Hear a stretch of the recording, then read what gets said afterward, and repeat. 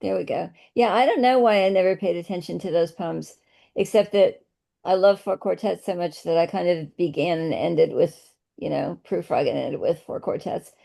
But there's more that I could know about. I mean, and also the thing is this, in poetry, my tastes tend to be pretty serious.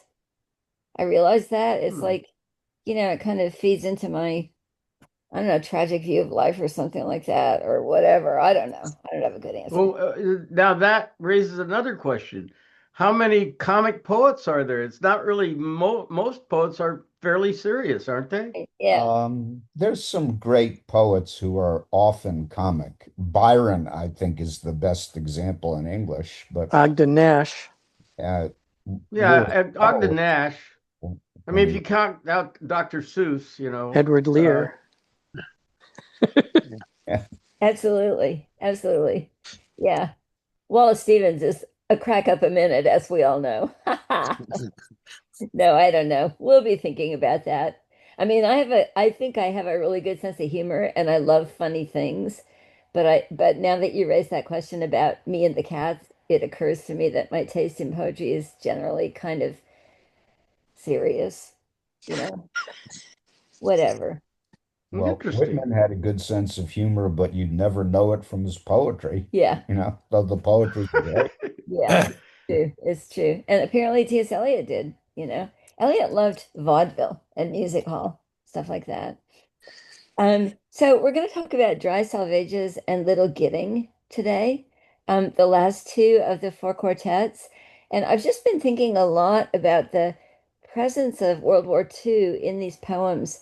It's like once we start looking for it, it's everywhere. The sense of, especially in Little Gidding, the sense of incredible pressure and suffering, and not just suffering on the part of T.S. Eliot personally, but suffering culturally, historically, and thinking deeply about that. But Dry Salvages, to begin with, this is the one poem that's set, or at least that begins, set in the United States.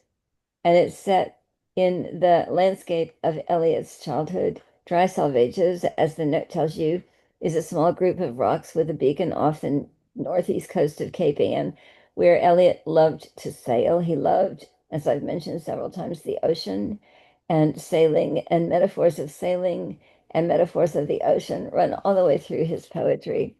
But Dry Salvages begins in the first section about the Mississippi River and about growing up in St. Louis.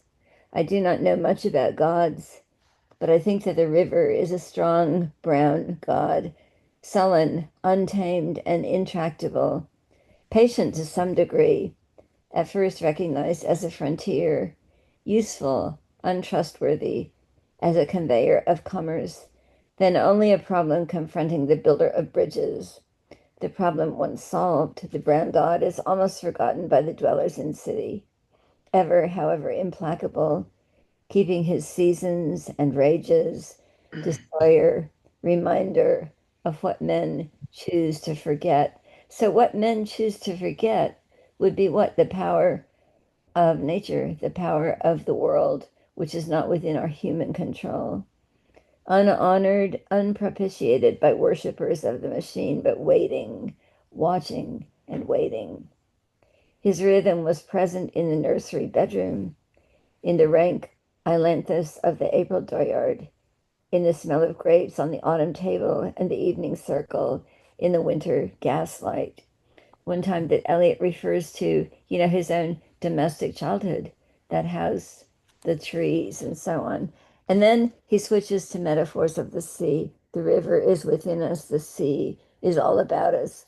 So Dry Salvages, the poem of water, published in 1941, is very much the poem of the river and the sea, and especially the sea, that which lies all around us. And the sea becomes a metaphor for time, for the ceaseless movement and kind of the grinding of time.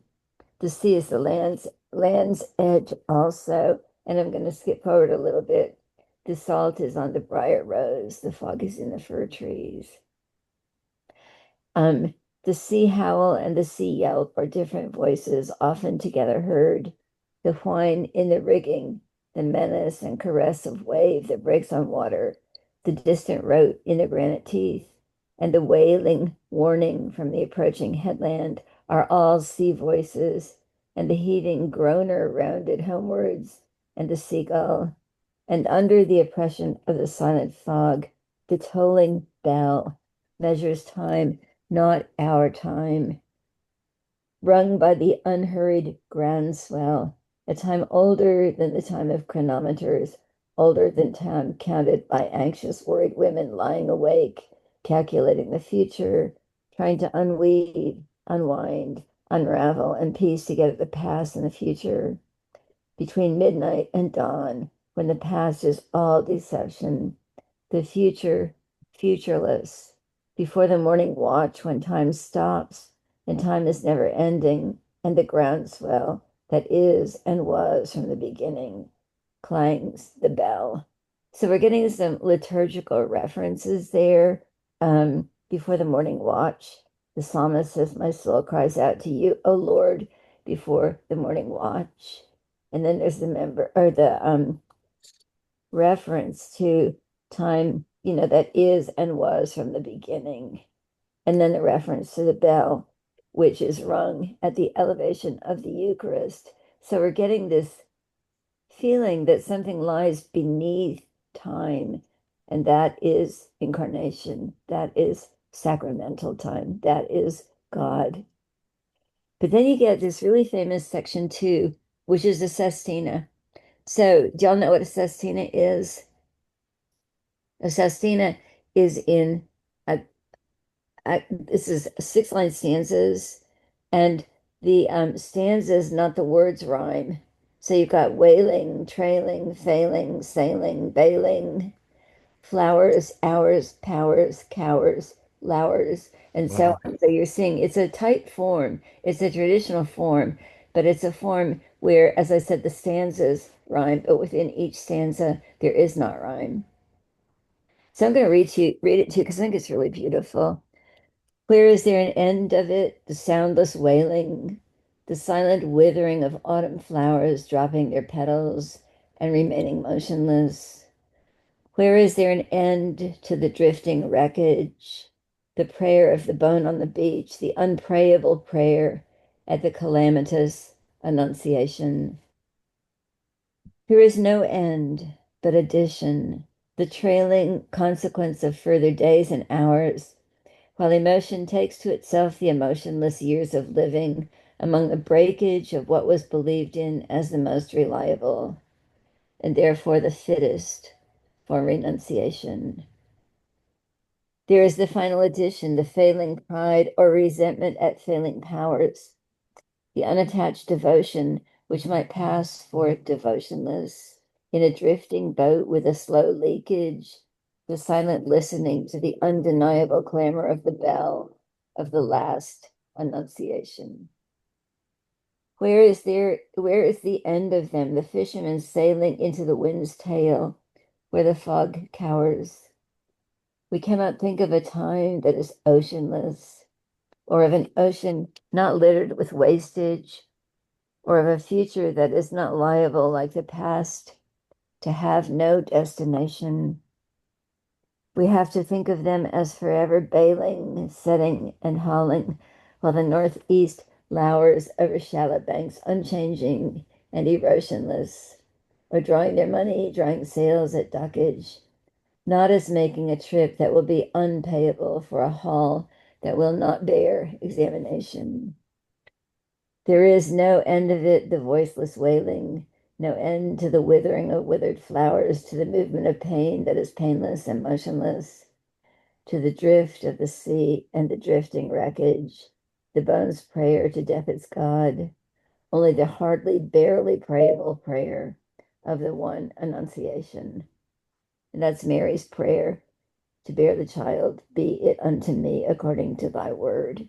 So I think it's really powerful evocation of the movement of time as the movement of the ocean and of human life as being like that of the life of the sailors setting out to sea with this incredible, perilous, ceaseless occupation of all of it going into the storm's teeth all of it going toward certain death. And then the women back home waiting and waiting, for the men to return.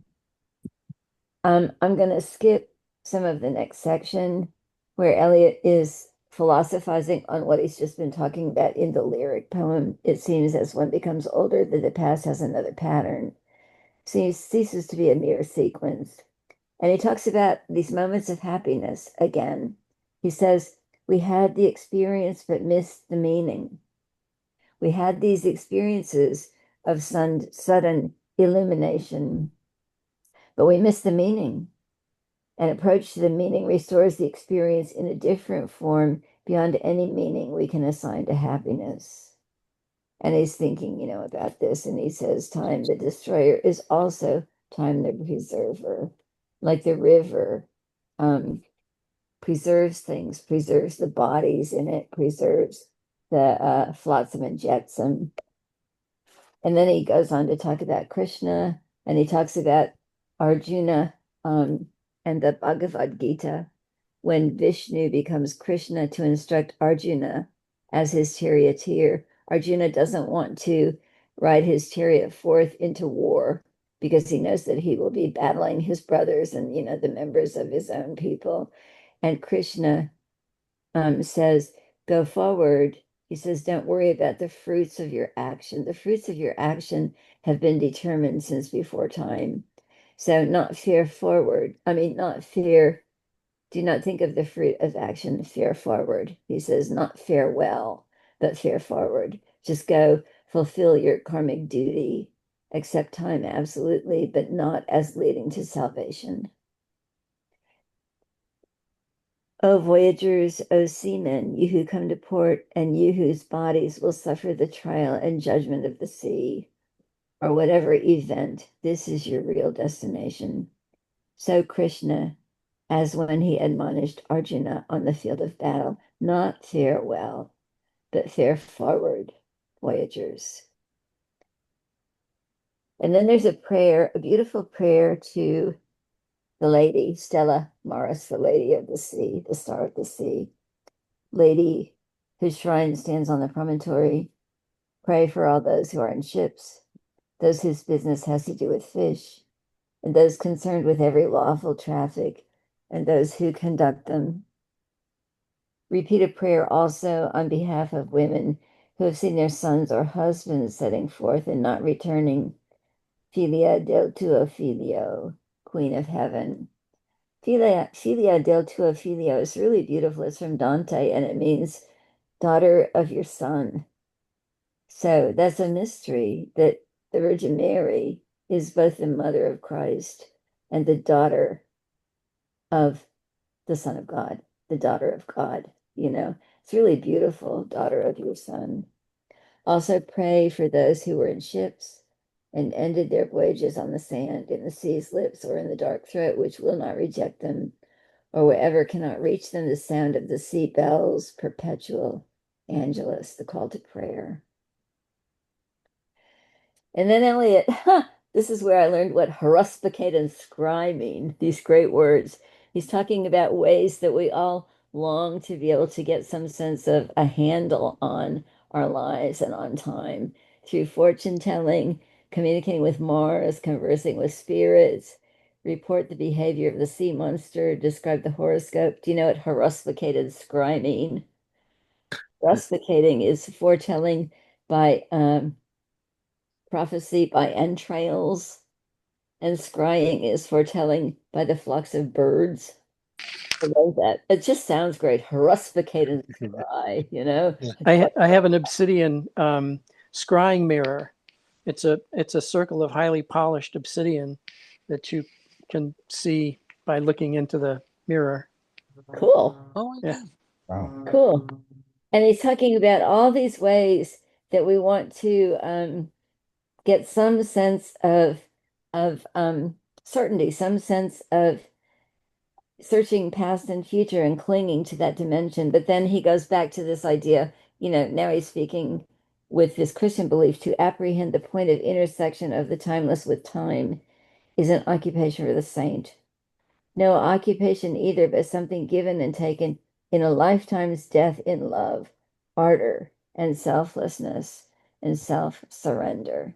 So again, this idea of the apprehension of the point of intersection of the timeless with time, which is to say what? The presence of eternity in time, the presence of God among the manifestations of time. For most of us, there is only the unattended moment, the moment in and out of time. And this is where the importance of those moments of illumination is revealed. The distraction fit, lost in a shaft of sunlight, the wild time unseen. And there's a pun on time, the wild time unseen. Or the winter lightning, again, the fire that we're going to see in Little Gidding. Or the waterfall, or music heard so deeply that it is not heard at all, but you are the music while the music lasts. And that kind of looks forward to in Little Gidding when he talks about how a poem can be perfect. The music heard so deeply that you are the music while the music lasts. These are only hints and guesses, hints followed by guesses, and the rest is prayer, observance, discipline, thought, and action. The hint half guessed, the gift half understood is incarnation.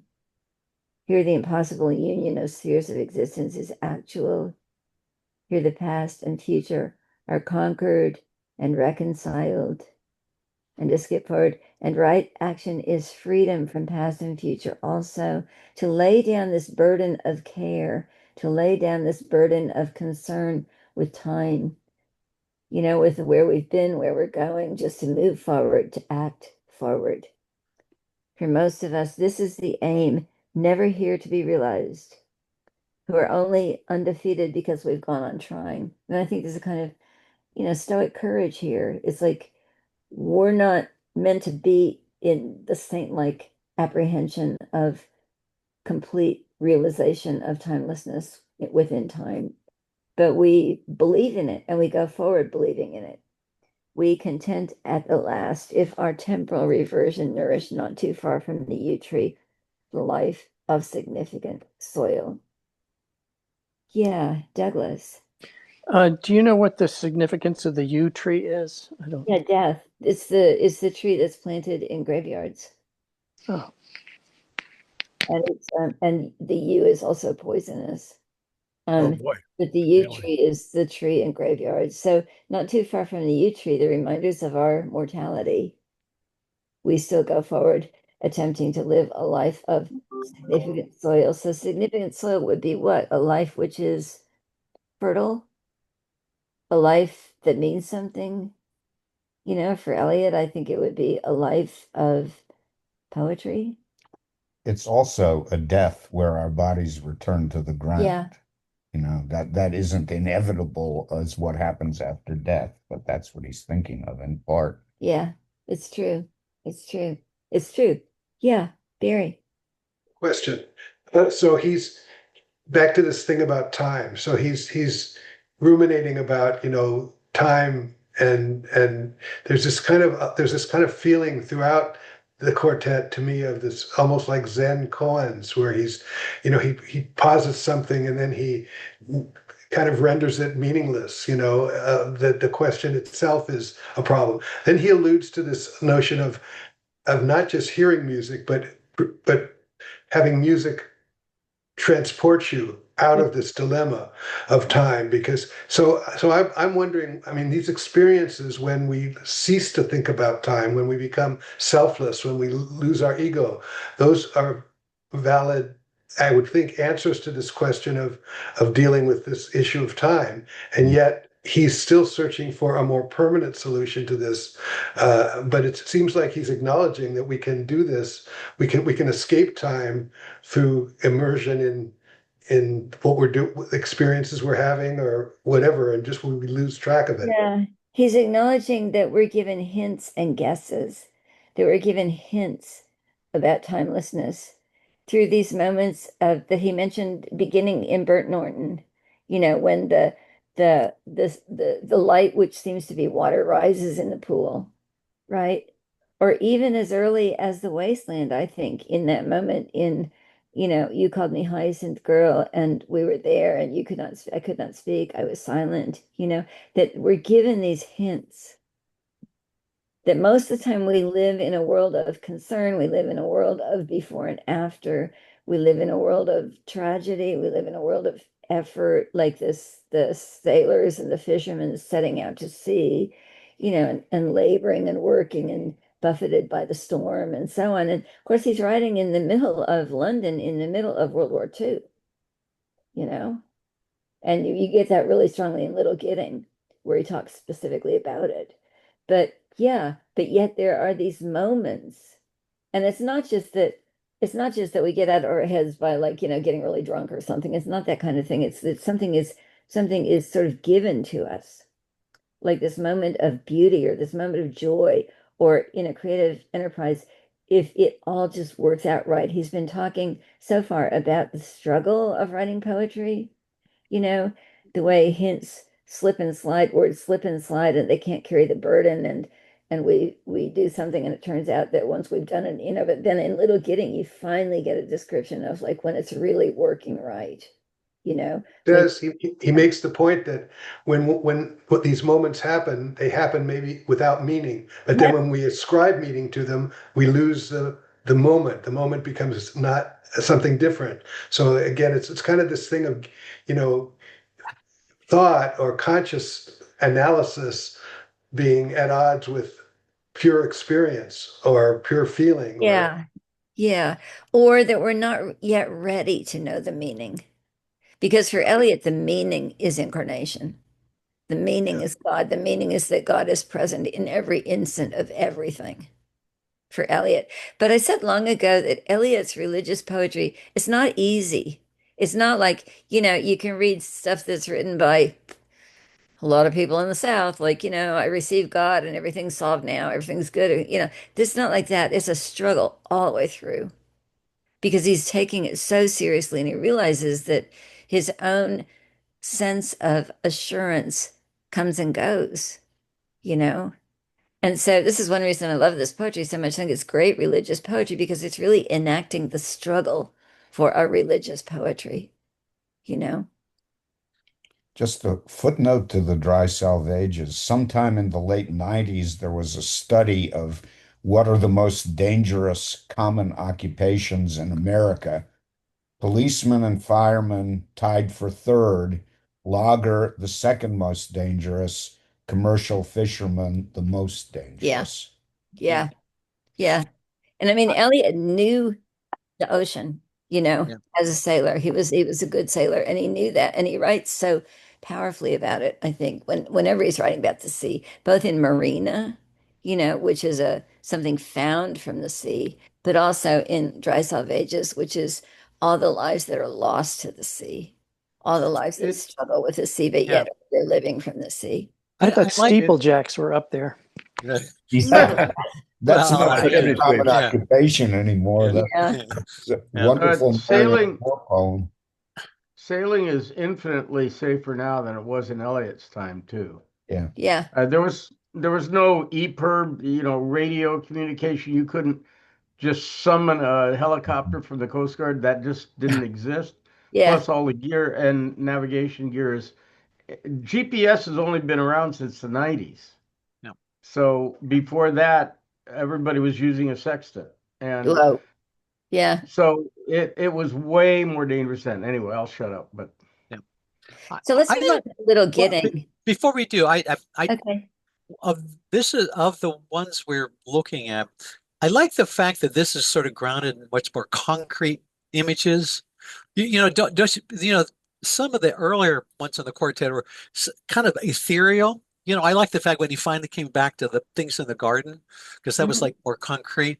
And Mhm. here, his experiences flow from real experience, from real concrete aspects and so on. And then he can take that away, but we continue to be sort of a little bit grounded in Mhm. the image that gets us started on that path. Does that make sense? It does make sense, but I also suspect it's because we're not British.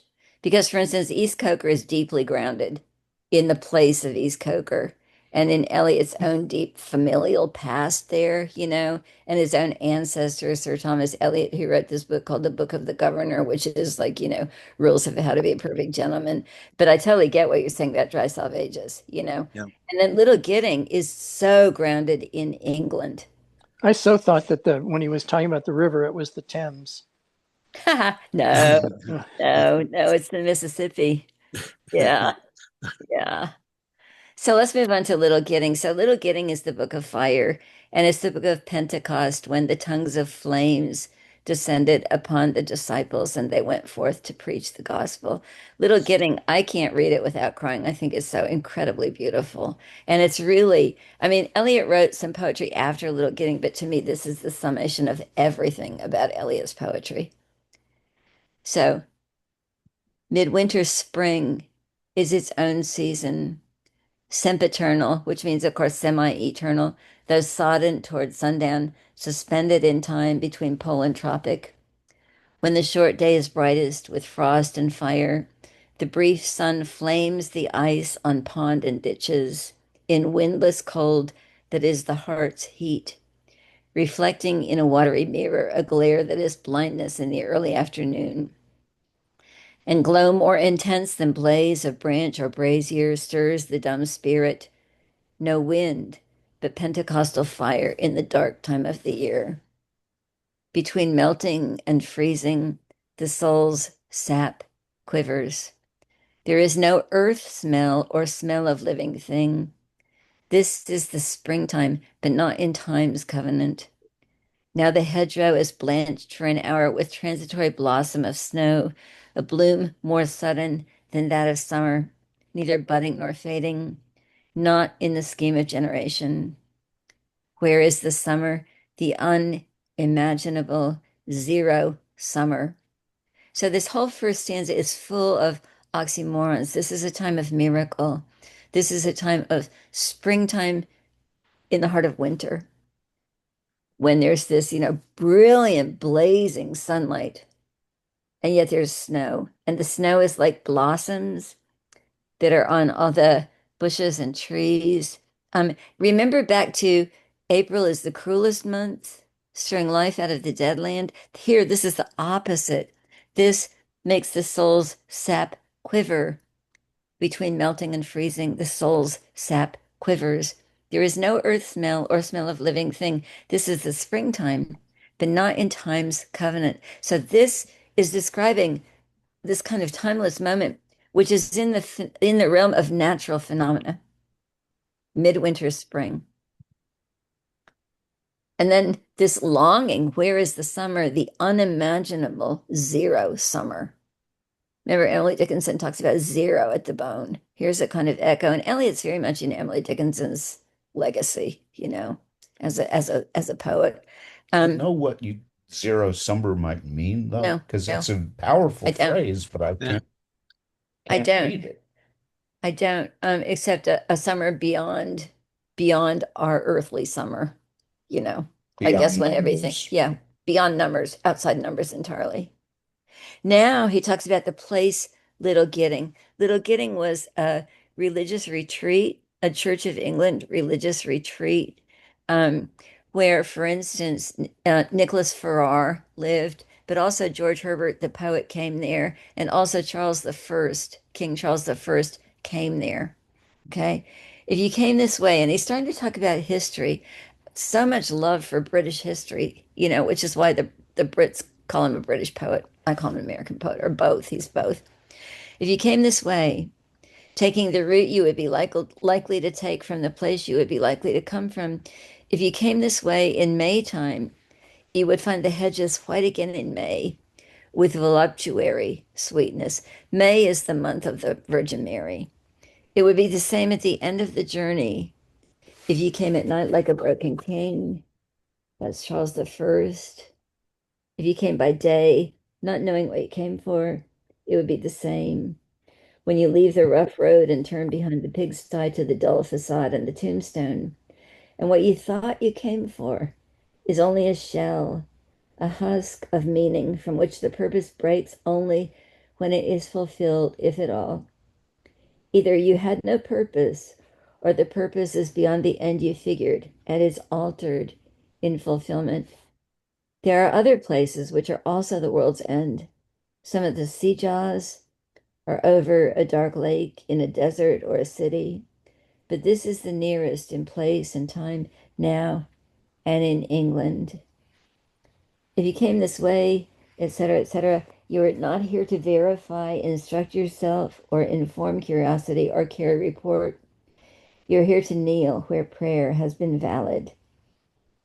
And prayer is more than an order of words, the conscious occupation of the praying mind, or the sound of the voice praying. And what the dead had no speech for when living, they can tell you being dead. The communication of the dead is tongued with fire beyond the language of the living. Here, the intersection of the timeless moment is England, and nowhere, never, and always. So again, paradox beyond paradox beyond paradox. And you're not here to like know what you're doing or, just bend a knee or repeat magic words. You're here to um, kneel where prayer has been valid. And then you get the lyric in section 2, um, which is a lyric about the destruction of all things. Ash on an old man's sleeve is all the ash that burnt roses leave. Dust in the air suspended marks the place where a story ended. Dust inbreathed was a house, the wall, the wainscoted mouse. The death of hope and despair, this is the death of air. There are flood and drought over the ice and in the mouth, dead water and dead sand contending for the upper hand. The parched, eviscerate soil gapes at the vanity of toil, laughs without mirth. This is the death of earth. Remembering that Burnt Norton was the poem of air, East Coker was the poem of earth. Water and fire succeed the town, the pasture, and the weed. Water and fire deride the sacrifice that we denied. Water and fire shall rot the marred foundations we forgot of sanctuary and choir. This is the death of water and fire. Dry salvageous water, little getting, earthly fire. So all of it, as he's been saying the whole time through, all of it in the created world comes to nothing but. Now, great pun here. In the uncertain hour before the morning, near the ending of interminable night, at the recurrent end of the unending, after the dark dove with the flickering tongue had passed below the horizon, had passed below the horizon of his homing, while the dead leaves still rattled on like tin. Anybody know what the pun on the word dove is? This is so amazingly great. So, first of all, dove is the Pentecostal dove. You see that in Catholic iconography, the dove with his wings spread over the earth. But also, the Daube was the German plane, the bomber plane in the Blitz over London. They called him the Daube. No. So, the dark dove, and he's talking about the London Blitz here, with a flickering tongue, had passed below the horizon of his homing, while the dead leaves still rattled unlike tin over the asphalt where no other sound was. Eliot was a patrol warden in wartime London. He had to stay up late at night and, make sure that people were observing the blackout. And he's talking here both. I mean, this is great because it's two things happening at the same time. It's a poem about wartime London, war-torn London. And it's also a poem about the manifestation of Pentecost, the dove, the Spirit, the Holy Spirit. And it's based on Dante's Terza Rima, which is the three-line stanza that Dante uses throughout the Divine Comedy.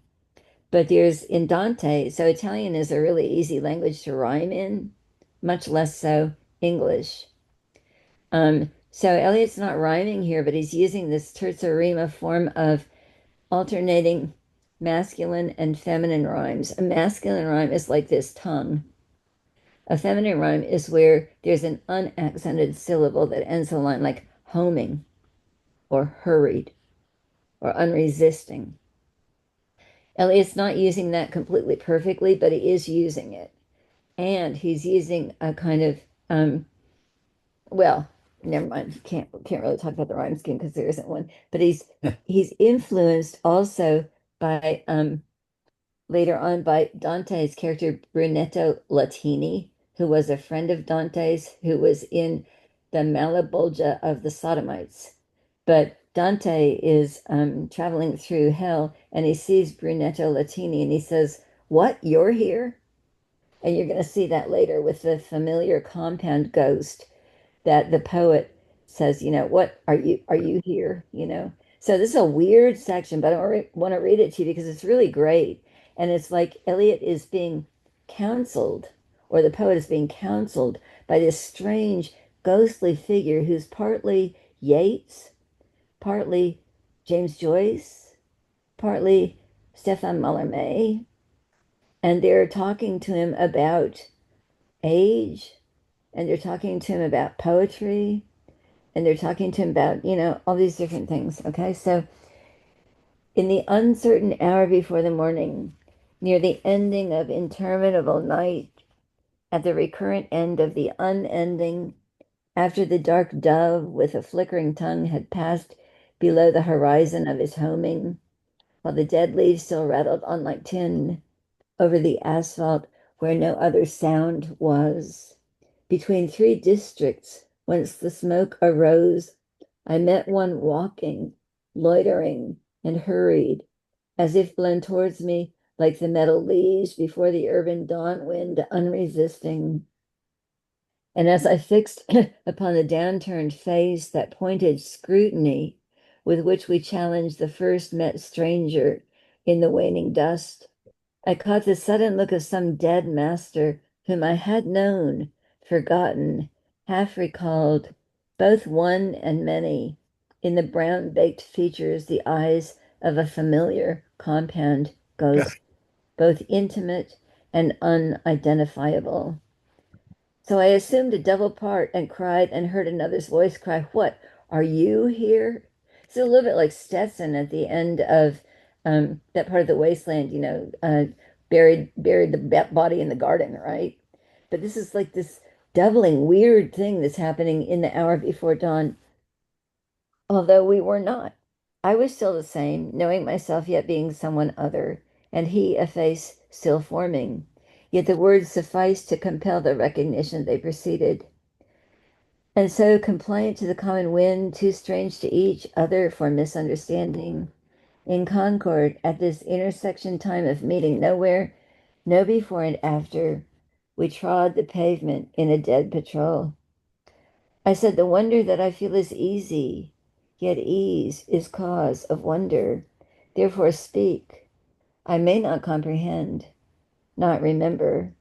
And he, "I am not eager to rehearse my thoughts and theory which you have forgotten. These things have served their purpose. Let them be. So with your own, and pray they be forgiven by others as I pray you to forgive, both bad and good. Last season's fruit is eaten, and the full-fed beast shall kick the empty pail. For last year's words belong to last year's language, and next year's words belong to and next year's words await another voice.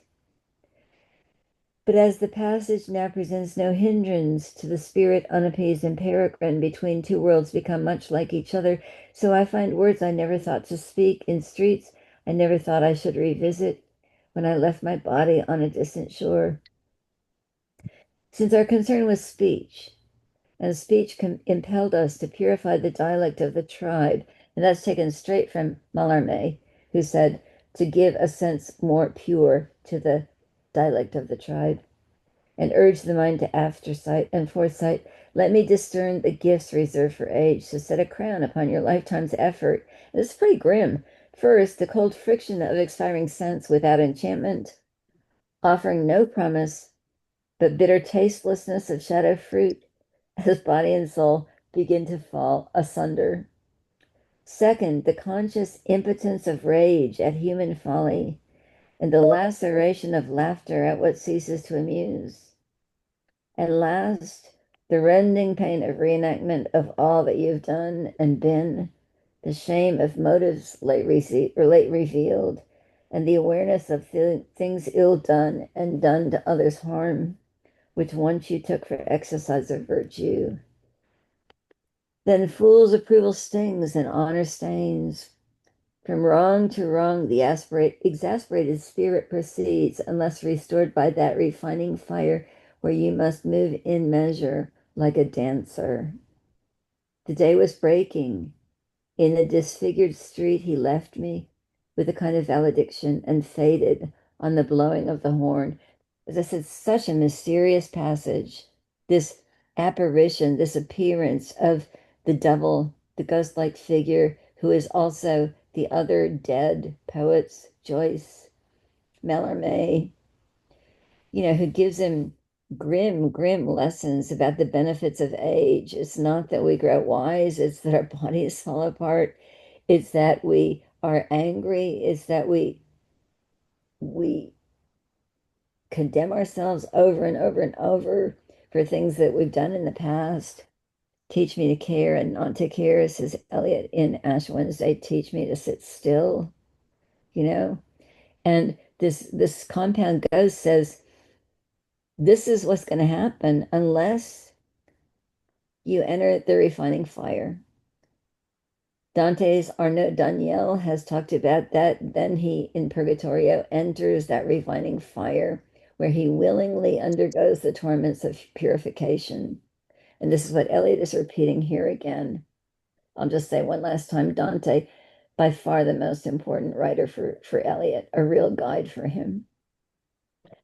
And then Eliot goes on, and I'm going to read you some more.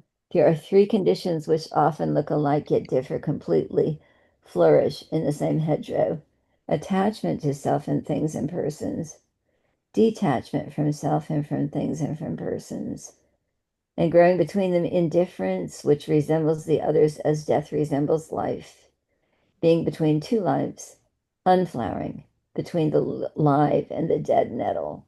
In Eliot's essay on Baudelaire, he praises the saved and the damned, and he damns the lukewarm. So attachment, detachment, both preferable to indifference.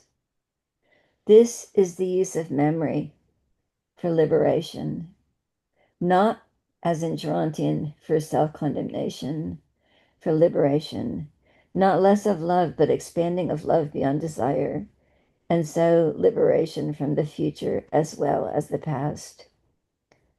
Thus, love of a country begins as attachment to our own field of action and comes to find that action of little importance, though never indifferent. History may be servitude, history may be freedom. See, now they vanish, the faces and places, with the self which, as it could, loved them, to become renewed, transfigured in another pattern. Sin is behovely, which means sin is necessary, sin is inevitable. Sin is behovely, but all shall be well, and all manner of thing shall be well. He's quoting here Dame Julian of Norwich, medieval English mystic. And he quotes her on again, through here. And now, sorry, I always start crying when I read this stuff, no matter how many billions of times I read it. I think it's so incredibly beautiful. If I think again of this place, i.e., Little Gidding, and of people not wholly commendable, of no immediate kin or kindness, but some of peculiar genius, all touched by a common genius, united in the strife which divided them. If I think of a king at nightfall, of 3 men and more on the scaffold, and this is the martyrs Strafford, Laud, Charles I, a few who died forgotten in other places here and abroad, of one who died blind and quiet, the poet Milton, also Joyce, who died blind. Why should we celebrate the dead more than the living? It is not to ring the bell backward, nor is it an incantation to summon the specter of a rose. We cannot revive old factions. We cannot restore old politics or follow an antique drum. These men and those who opposed them and those whom they opposed accept the constitution of silence and are folded in a single party. Whatever we inherit from the fortunate, we have taken from the defeated. what they had to leave us, a symbol, a symbol perfected in death. Again, referring, among other things, to Little Gidding, because Little Gidding politically was on the side of the defeated, on the side of Charles I. All shall be well, and all manner of things shall be well by the purification of the motive in the ground of our beseeching. Dame Julian Norwich says, love is the ground of beseeching. And then we get this double pun again. The dove descending breaks the air with flame of incandescent terror, of which the tongues declare the one discharged from sin and error. The only hope or else despair lies in the choice of pyre or pyre to be redeemed from fire by fire. Who then devised the torment? Love. Love is the unfamiliar name behind the hands that wove the intolerable shirt of flame, which human power cannot remove. We only live, only suspire, consumed by either fire or fire. And then, whoa, ho, ho, section 5, this great, great summation of really everything that's gone before.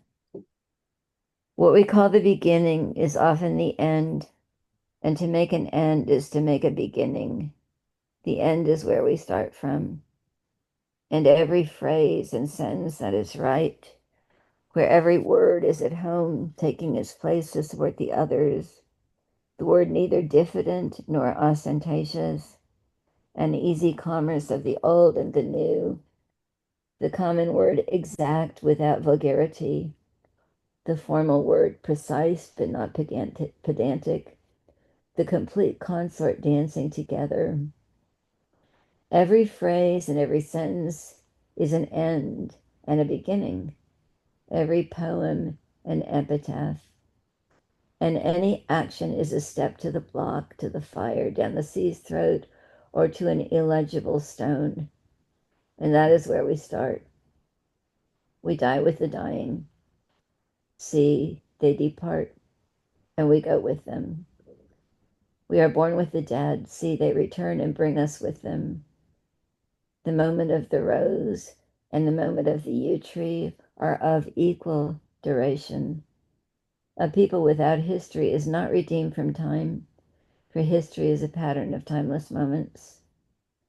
So while the light fails unawares afternoon, in a secluded chapel, history is now, and England. And I wanted just to read you this. Dame Julian says, wouldst thou learn thy Lord's meaning in this thing? Learn it well. Love was his meaning. Who showed it thee? Love. What showed it thee? Love. Wherefore showed it he for love. So this is the note on which this poem is coming toward its end, this beautiful mystical affirmation with the drawing of this love and the voice of this calling. So this love, what? The calling is both the calling of God to the soul and the calling of the poet for poetry. Poetry in its deepest sense, the calling which makes the artist, the voice of this calling, the words and the word. We shall not cease from exploration, and the end of all our exploring will be to arrive where we started and know the place for the first time. Through the unknown remembered gate, when the last of earth left to discover is that which was the beginning, at the source of the longest river, the voice of the hidden waterfall, and the children in the apple tree, not known because not looked for, but heard, half heard, in the stillness between two waves of the sea. Quick now, here now, always, a condition of complete simplicity, costing not less than everything. And all shall be well, and all manner of things shall be well, when the tongues of flame are enfolded into the crowned knot of fire, and the fire and the rose are one. So I said at the beginning, talking about this at the end of Burnt Norton, there's the line, quick now, here now, always. And then there's ridiculous the waste, sad time stretching before and after. I said the whole burden of this poem is to transform that into quick now, here now, always, a condition of complete simplicity, costing not less than everything, you know? So that's four quartets. Who wants to say what about it?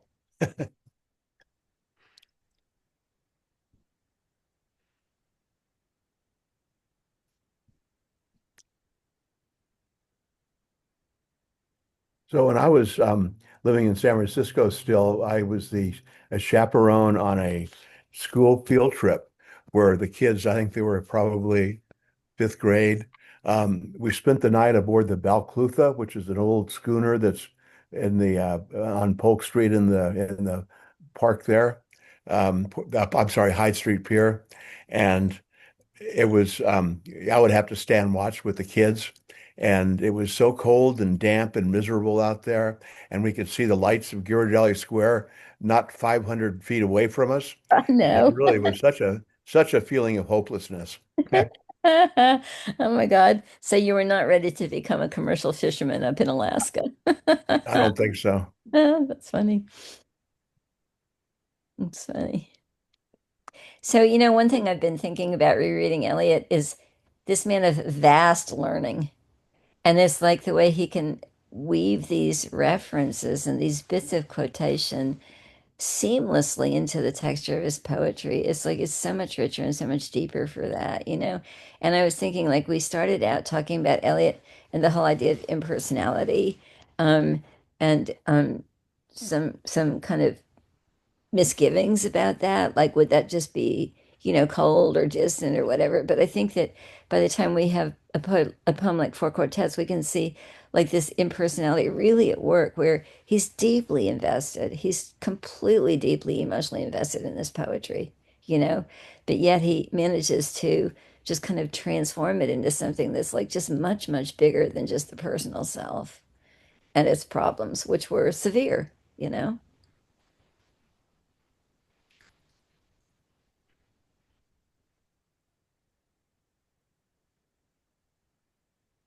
So before we leave Elliot, except for some cats, anybody have any comments or reflections on Elliot? Whoa, stunned into silence. I have a question. Did he ever recant his anti-Semitism? No. Unfortunately, no. He didn't need to. Pound, of course, made virtually treasonous broadcasts from Rome and eventually said, he repudiated what he called the suburban prejudice of anti-Semitism. But he went very lightly on that, and people who respected Pound didn't press him on it. But, he did say that he was wrong. And in the P's and Cantos, he said, J'ai eu pitié des autres, pas assez, pas assez. That's about as far as he goes. He was friends with Allen Ginsberg. But the thing is, Eliot had never supported the Italian fascists or the Nazis.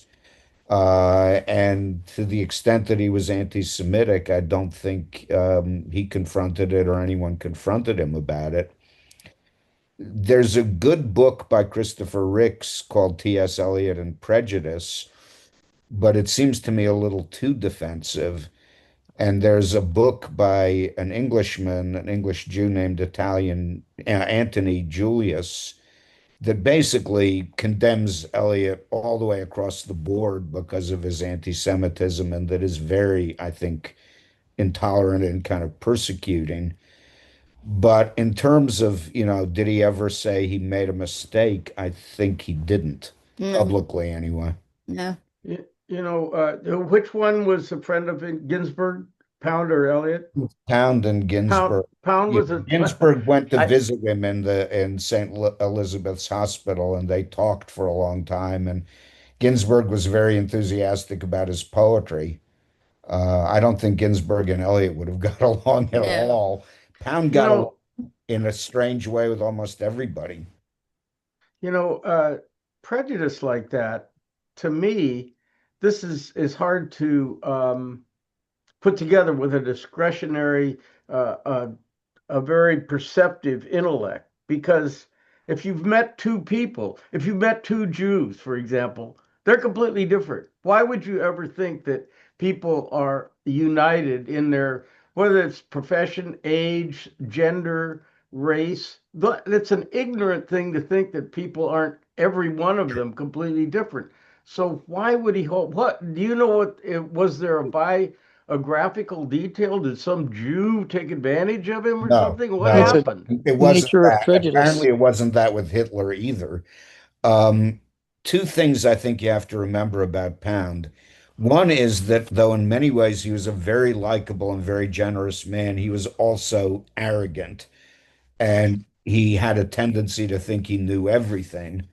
And the other is a thing that I actually respect, and that is that after World War One, he saw clearly, I think, that another world war would be a terrible disaster for everybody in the world.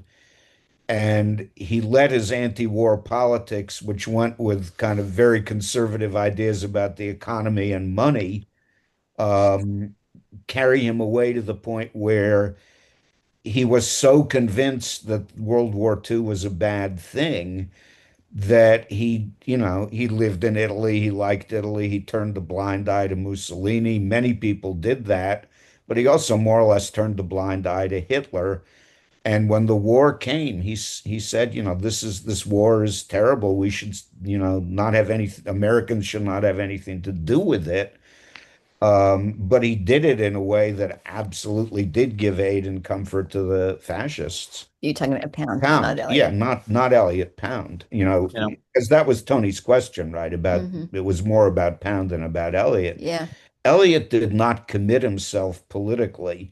He did have a certain liking for Charles Maurras in France, who was a very right-wing, anti-Dreyfus, more or less proto-fascist intellectual who had a newspaper called Action Française. And there were Action Française people who would like beat up Jews in the street. And Eliot kind of ignored that aspect of it. And I think Marat either ignored it or condoned it. But Marat was not very important, really. He did not rule France, let alone have a desire to rule the world. I So just again, Eliot, kind of got away with it. And Marat, I forget what happened to him after World War II, but it wasn't good. But he's more or less forgotten. it's so, oh, I'm sorry. Go ahead, Otis. I've been talking. This is something I've been thinking about off and on for several sessions. Um, Thinking from the time we were discussing Eliot's duty as a warden during the bombings in London, then he'd go out in the country and write his poetry. As an American, he could have just said, "This is crazy. We shouldn't be here. I'm going back to America." And it's interesting that there's no evidence he ever thought that. As an Englishman, W.H. Auden, who supposedly was very politically committed, pretty much said that this is crazy. I'm going to America, even though I don't come from there. Yeah. Yeah. But you're right, Elliot yeah, stayed. Of course, Elliot also was with Faber and Faber, the publishing company. That was his paid job, you Yeah, know. But you're right, he could have gone back. By that time, he was totally world famous and he could have yeah, easily gone he back. could have. He felt a commitment. He felt a deep, deep love for England, for English history, for English places. You know, that's where his life was. But you're right, he could have gone back. Yeah, I mean, I think Elliot is he's not an entirely a savory character. It's like now that I'm an adult, I would not actually like to have married him, although I used to want to. But one critic said, out of the ruin of his life, he made amazing poetry. It's like he is a world poet. He's one of the great poets in the tradition of poetry in English. And he's very, very complicated. the the the challenge is that anti-Semitism is so casually in the air in Mhm. this era. It Mhm. was so, if you read like fiction and stuff from Yeah. the, in the, it's like, of course they're terrible. It's sort of, it's like it's so accepted that, and it's so casual, it's so unacknowledged, Yeah. and yet, and then of course it comes, it's that kind of casual view becomes, turns itself into horrible, horrible experience. So you can accept the, like Peter was saying, well, maybe they start beating people up. Well, I can tolerate that. It's kind of like slavery. Well, I can kind of tolerate that. Then I can kind of tolerate this. Yeah. And pretty soon, it's horrible. But Yeah. it's in the air. It's like that's just part of it. Yeah. And if it hadn't been in the air, it would not have been able to become what it became. Yeah. Yeah. You know? But like any prejudice, it exists on a spectrum. It goes from a slight snobbery or a dislike of vulgar, pushy Jews in society all the Right. way to murder. Right. And it's one word, but there's a whole lot of different Right. attitudes that are, Right. Yeah. That's a good point. I mean, in our own lifetimes, to be fair, it was casual. When I was a child, racism was much more casually accepted than it is now. yeah. It's really not cool now, but it wasn't. It Mhm. was like just in the air when we were kids, and Jim Crow was still in effect, and the Civil Rights Act didn't happen until '64 when we were well into our teens. So Yeah. uh, we lived through that, and I think anti-Semitism. Now you're saying that it was Neil. You said it was casually kind of It's accepted. What it's era just are we? What yeah. era are you talking about? So this would cover the era where Eliot was writing. If you look, I'm actually rereading Ulysses, and the same kind of thing. It's like it's just assumed as part of the social fabric is the if you read the literature from say 1900 to the World War II, it's just the way you're supposed to be. Well, of course you're anti-Semitic. When I was growing up in Rochester, New York, so in the 50s, there were still restricted neighborhoods where if you were Jewish, there was no way you could Oh, wow. buy property there, Mhm. and or you couldn't belong to the country Country clubs, club, and yeah. I mean, those were in the Yeah. same days where they Yeah. surrounded the inner cities with freeways. It's That like was true of moat. Charlottesville, Virginia, when we lived there in the 80s, that Jews were still not welcome in the country club as members. They were Yeah, And that's they in the were okay 80s. as guests. They could go Yeah. spend their money but not join. Wow, that's in the '80s. That's really recent. That's in the 80s. Yeah. Yeah. What would be a law? Well, I mean, on this subject, a personal note, I just found out, like, I don't know, 3 or 4 years ago that I'm half Jewish. I didn't know that my whole life. Oh, My wife gave me an Ancestry.com uh, gift We're happy to for welcome you to Christmas. the family, Tony. Yeah, I know. All my Jewish friends now want me to get bar mitzvah, and it's. I'm happy to be uh, proud of the. I'm proud to be part of the clan. Let me tell you that. Clan might yeah. not have been the right word, but Member, but anyway, it's just kind of a member of the funny tribe. thing. Yeah. I remember the tribe. It's a funny thing to come to when you're like in your 70s. That yeah. oh my God, and then unfortunately, I didn't get any prejudice aimed at me because I wasn't a certified Jew until then. You So nobody passed. said anything to me about it. You Yeah. were passing, right? I was passing. A light fancy. Yeah, really. Well, my Fisher kids just found out that one of their Fisher ancestors was the first Black woman who successfully sued for her freedom. Huh. Amazing. All She's right. like a Wow. 12 time grandmother, in Virginia. That's pretty amazing. Yeah. And my brother-in-law just found out that he's part Jewish. And of course, Peter's completely Jewish. Yeah. Including the beard. Including the beard. Yeah. Yeah. I have one great grandparent who was Jewish on my father's side, but who was disowned by the Jewish relatives when he converted to be a Methodist to Oh, marry yeah. Yeah. Yeah. um, um, then the Quaker people, on the other hand, my father's other people were all Quakers, and when they became Methodists, they couldn't. They ran out of Quakers to marry because they were related to all the Quakers around them. That's pretty funny. My father's grandfather married a cousin of sorts, I mean, like a third cousin or something, Yeah. cousin in multiple ways, and that was it. I mean, they just run out of people. She was the last of the Quakers, my great grandmother, because they'd run out of other people to marry, and this great grandfather's people had, I guess, run out and become Methodists, so she became a Methodist. So all That's really funny. they Well, married to marry under the care of the meeting back in those days. You had to be fellow Quakers. yeah. So Wow. Yeah. they're all, if you make my father's family tree, aside from this one great grandparent who was Jewish, all the rest of it, it's like this weird intermesh of all these people who married each other and all the same names. They're all, half of them are Andrews and half of them are Mathises or something, and they're all intermarried. But Hey, Brian, hey, Brian, Brian's Brian, got you his just hand got to up. speak up.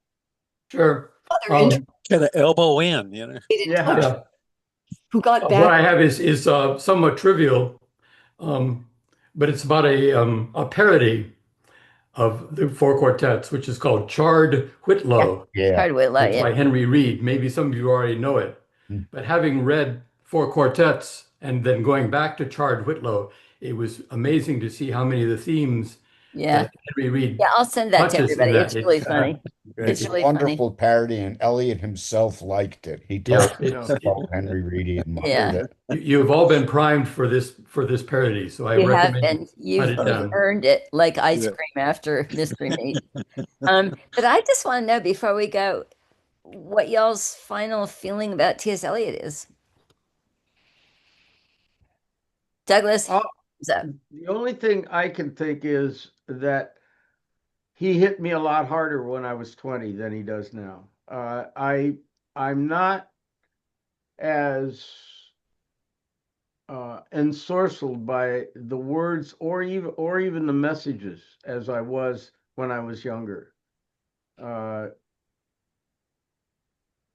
I don't I don't think I want to elaborate on that, but I was kind of struck by that because Eliot, I would say, was maybe my second or third most favorite poet when I was 20.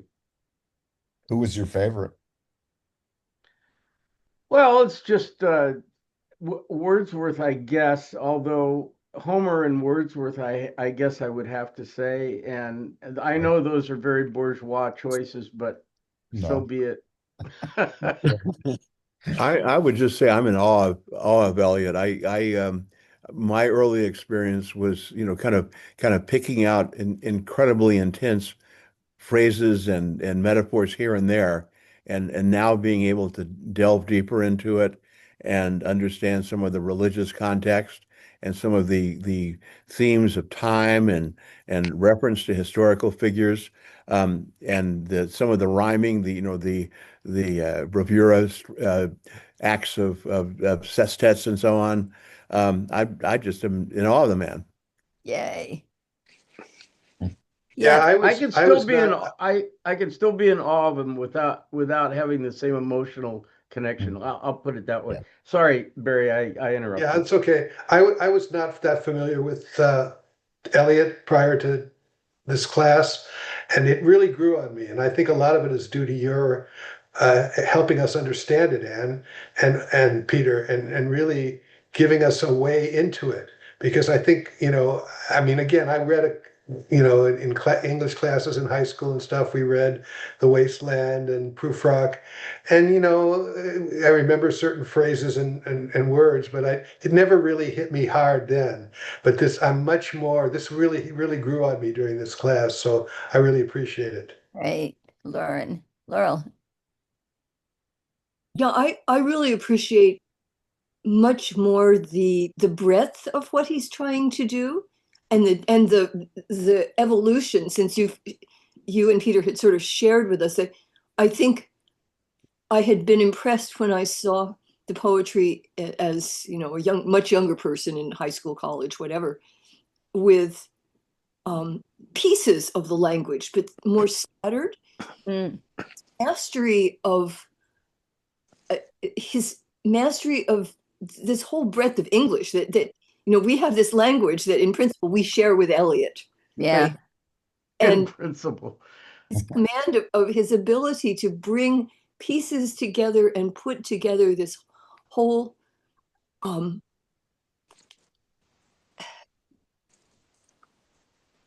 I guess whole structure of language to say something important, to kind of connect things as part of a quest of why are we here and what are we doing with this? Put it into words is very compelling, and it's hard because it's a combination of the difficulty of the questions he's tackling, time and purpose, and underlying it a religious Mm-hmm. fervor or conviction, which evolves in the poetry. But at the same time, he's taking every single piece of our language and our history, and and if you go beyond that, pieces of other languages and other histories. Yeah. The scholarly piece of it is interesting to me too. That maybe that's what makes it both challenging and you sort of, it's like, okay, why do we do a liberal arts education? Part of it is that so we can have some sort of broad grounding, that someone who's trying this hard to communicate with us, that we have some of the shared language. I was reminded a little bit when my daughter was in high school. She wanted to go to overnight sleepovers when she was 14 and was a freshman in high school. And I said no. And she called a lawyer on me. Whoa. Good for her. Oh my God. It's a very nice letter from the attorney. Your daughter sought us, for legal mediation. And it happened. And I'm like, I did not. That's hysterical. But we had a lot of the things, Laurel, that you just said about Eliot are exactly the things that impressed me when I was 20 that don't no longer impress me. Well, that's a funny thing. I'm just saying emotionally. I'm not saying that intellectually he has always been impressive. Let me finish. The thing that was interesting was we had this family counseling plan for $1.50 a session or something. And I said, fine, you're very persuasive. Let's get into that. But the thing that came out in these sessions with this counselor, who was rather entertained by how we got there with the lawyer and all that, but was that the two of us had some sort of shared basis for conversation that in fact was based on having read a lot of the same books. And you're acting just like so and so. And Oh yeah. that context of language and words and stories. Yeah. And so I think it was really interesting to me how much of that is part of understanding what Eliot's trying to say. And I really appreciate your bringing that out. I agree. And it's such a shame that that's all being lost now. Hi, Leslie. Hello. I mean, can you imagine present day college kids, undergrads, having anything like a frame of reference to be able to read Eliot when they're I hope so. They're still yeah. Good There are luck. still literate kids around that read and are fascinated with culture. There are, but it's fewer and fewer, as everybody I know who teaches Well, there English. probably always been very few. I don't think when I was at Pomona there was a lot of people trying to read the Bhagavad Gita or Dante and enjoying it and being into it. When I was 20 years old at a very good elite college. Yeah, I know. No, I but think it's I always think been. it's true that social media and things like that, That's true. and also other ways of teaching reading, reading without phonetics, have made a whole generation of students much more averse to reading.